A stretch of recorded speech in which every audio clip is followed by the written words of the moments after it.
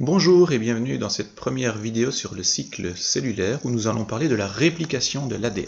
Comment l'ADN est-il copié au sein des cellules et pourquoi? Tout d'abord, rappelons-nous ce qu'est une molécule d'ADN.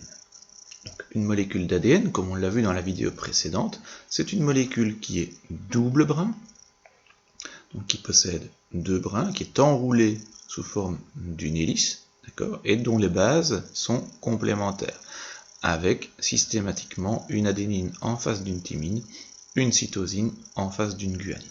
Cette molécule d'ADN, elle peut être condensée, peut être attachée et repliée autour de protéines, ce qu'on va appeler ces protéines des histones. Pourquoi? Pour former une molécule qui est beaucoup plus compacte. Et on verra que ça a son importance dans le cycle cellulaire. Alors il existe différents niveaux de compaction de la molécule d'ADN, dont la plus importante, la plus forte, c'est le chromosome. Le chromosome correspond à la molécule d'ADN lorsqu'elle est la plus compactée possible. Et cette forme, on la retrouve notamment au cours de la division des cellules, ça on y reviendra un peu plus tard. Mais alors au fond, qu'est-ce qu'un chromosome? Eh bien un chromosome, c'est de l'ADN enroulé autour de protéines, très enroulé.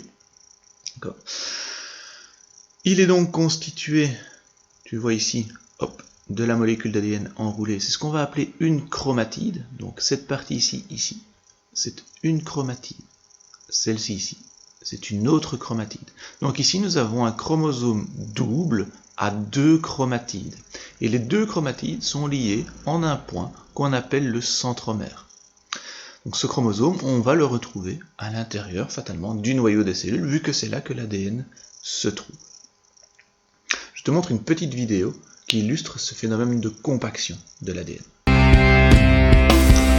vois ici,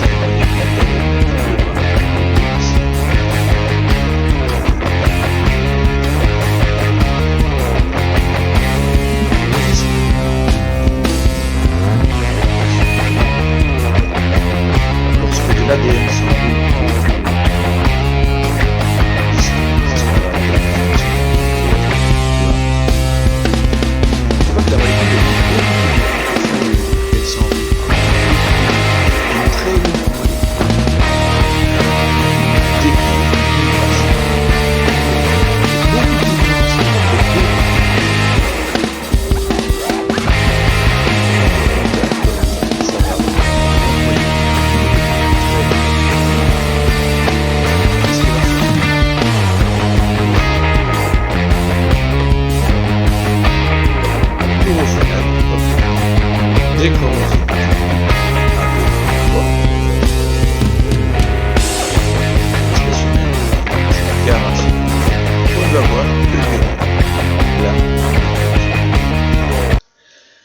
La vie d'une cellule comprend différentes étapes. Ces étapes, c'est ce qu'on va appeler le cycle cellulaire. Alors, tout d'abord, il y a la phase qui se situe en fait en dehors du cycle cellulaire. C'est ce qu'on appelle la phase G0, qui va correspondre à la vie de la cellule, à sa fonction biologique. Ensuite, les cellules ne sont pas éternelles. Elles ont besoin d'être copiées, d'être remplacées. Ce remplacement fait partie de ce qu'on appelle le cycle cellulaire, qui va permettre donc d'obtenir deux cellules identiques à partir d'une cellule qu'on va appeler la cellule mère.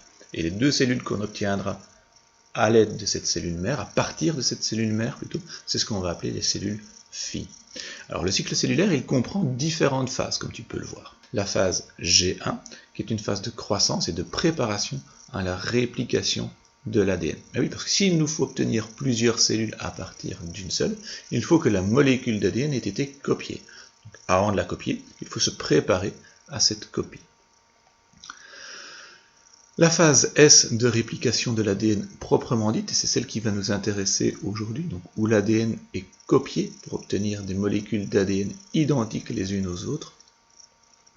Ensuite, une fois que l'ADN est copié, on passe en phase G2, qui est une phase de croissance des cellules et de préparation à la mitose. La mitose, c'est la division du noyau des cellules. C'est ce qui va nous permettre d'obtenir deux cellules identiques.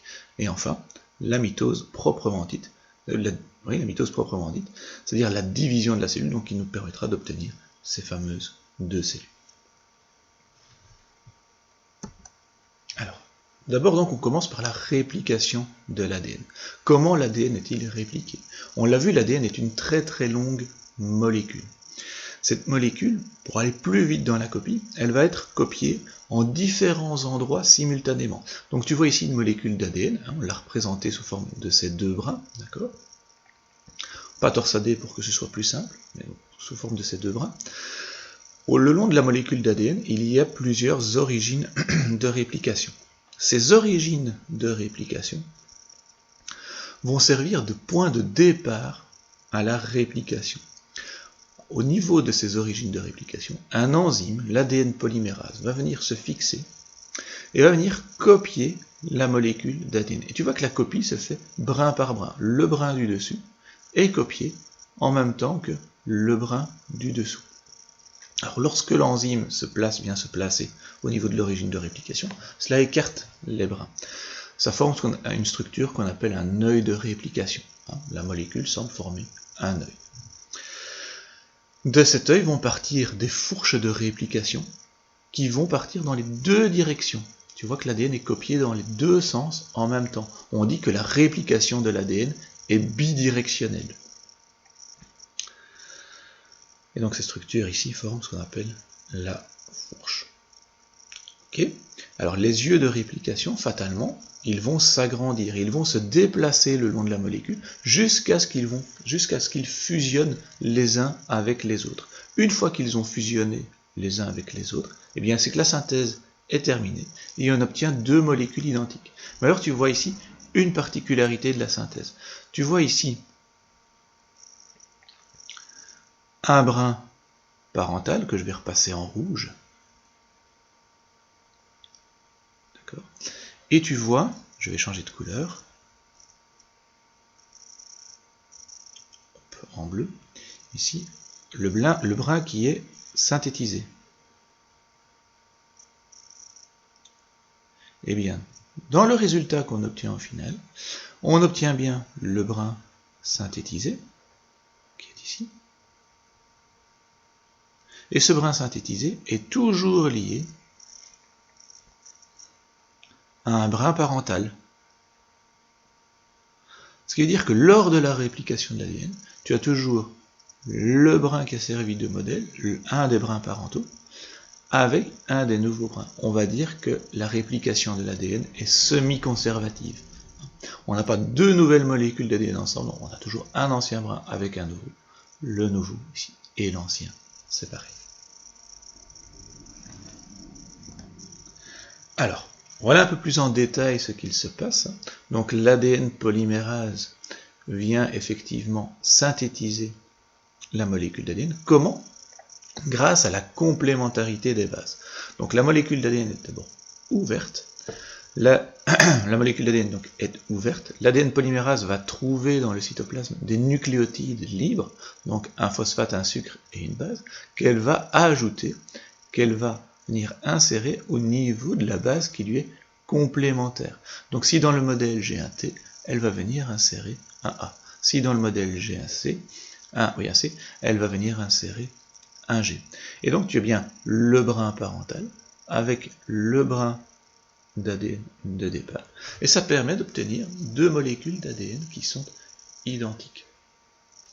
Donc on va d'abord voir ici donc une molécule d'ADN telle qu'elle est dans la cellule. Il faut imaginer que la molécule d'ADN elle est longue d'environ 1,80 m. Dans chaque cellule, il y a 1,80 m d'ADN. Donc cette molécule, pour tenir dans une cellule de 10 à 100 microns, il faut évidemment qu'elle se replie sur elle-même. Et c'est ce qu'on voit ici, la molécule d'ADN qui se replie autour de protéines qu'on appelle des histones pour former ce qu'on appelle des nucléosomes. Donc le nucléosome, c'est un enroulement d'ADN et d'histones. Alors ces enroulements vont encore aussi se replier sur eux-mêmes et vont être stabilisés par d'autres protéines. C'est ce qu'on observe ici. Il y a un repliement qui se fait. Et progressivement, à force de repliement, on va obtenir les chromosomes. Et vous avez la chance de voir ce processus ici en 3 dimensions. Donc voilà le chromosome tel qu'on peut le voir dans les cellules. Maintenant, on voit ça en microscopie. Alors ces chromosomes, ils ne sont visibles qu'à un moment de la vie cellulaire, c'est pendant la division. Ici, on voit une cellule donc, qui est en train de se diviser. À d'autres moments, l'ADN est déroulé, il est déplié. Vous voyez ici une division, ça j'y reviendrai, c'est une mitose, on y reviendra plus en détail. Mais vous voyez que les chromosomes ne sont visibles qu'au moment de la mitose. Après, vous voyez qu'ils disparaissent, ces chromosomes. Alors en ce qui concerne la réplication de l'ADN, hop, en 3 dimensions. C'est exactement le même principe que ce que je vous ai expliqué précédemment. Donc on a une première protéine en fait qui vient ouvrir la molécule d'ADN, ce qu'on appelle une hélicase, peu importe, hein. Elle vient casser l'hélice, d'accord. Une fois que cette hélice est ouverte, eh bien elle va être stabilisée par des protéines, et ensuite vous avez une ADN polymérase 3, synthétiser en rouge le brin d'ADN complémentaire du brin modèle. Donc en face d'un A, elle va mettre un T, etc. Le même type de phénomène va se passer sur l'autre brin, même s'il est un peu différent. Et je ne vous explique pas cette année-ci pourquoi ça va être différent. Retenez simplement que c'est une autre ADN polymérase qui va venir faire la synthèse du brin complémentaire. Cette synthèse est un peu plus compliquée pour des raisons moléculaires que nous aborderons plutôt à ce moment-là en réto. Mais c'est exactement le même type de principe. C'est une ADN polymérase qui vient faire la synthèse. Celle-ci par contre se déroule donc en plusieurs étapes pour l'autre brin. Peu importe, retenez simplement que les deux brins de la molécule de départ vont servir de modèle et que des nouveaux brins vont être synthétisés. Enfin, il arrive au cours de la réplication de l'ADN que des erreurs de copie se présentent. En effet, même si l'ADN polymérase est une protéine dont l'action est très spécifique, très précise, même s'il y a des mécanismes de correction des erreurs, il arrive que certaines erreurs restent. Donc ça, c'est un phénomène qui est tout à fait naturel. Il arrive aussi que les mutations soient dues à des produits qui sont présents dans notre environnement, enfin des produits ou des radiations qui sont présentes dans notre environnement. Et tu connais des produits ou des radiations qui provoquent des mutations. Si je te parle de cancer de la peau, par exemple, tu sais que c'est dû au soleil. C'est le soleil qui va induire des mutations en fait au niveau de l'ADN. Tu sais que certains produits sont dits cancérigènes. Les cancers en fait sont dus à des mutations de l'ADN. Si je te parle de la cigarette notamment, tu sais que c'est un produit cancérigène qui peut produire des cancers. Eh bien, tout ce qui produit des cancers, en fait, ça produit des mutations au niveau d'une séquence d'ADN. Ici, c'est une séquence d'ADN de départ, d'accord, T, T, G, A, G, avec en face d'un T, un A, en face du T, un A, en face du G, un C, en face du A, un T, et en face du G, un G. Voilà, ça c'est la séquence de départ. Eh bien, il peut se passer par exemple une mutation qu'on va appeler une substitution, c'est-à-dire le remplacement d'une paire de nucléotides. Tu vois, on avait un GC ici qui est remplacé par un T. C'est une erreur de copie de l'ADN. Voilà. Il peut y avoir aussi des délétions, des nucléotides qui disparaissent. On peut avoir aussi des insertions de nucléotides qui n'étaient pas présents à la base. Tu vois ici que le GC a été doublé. Toutes ces mutations vont avoir un impact sur la fonction de l'ADN. Sur la fonction du gène qui est représenté par l'ADN. On a dit que l'ADN contenait les caractères, mais si la séquence de l'ADN change, le caractère peut changer. Alors ça peut être positif, une mutation. Ça peut apporter une capacité d'adaptation à l'environnement complémentaire. Mais ça peut aussi être négatif, notamment si ça touche des gènes qui sont impliqués dans la division des cellules, parce que c'est ce qui va amener à la formation notamment de cancer. C'est aussi les mutations qui vont amener à ce qu'on appelle des maladies génétiques, mais ça on en reparlera en réto. Voilà, et c'est la fin de la vidéo. À bientôt pour la suite du cycle cellulaire, et notamment la mitose.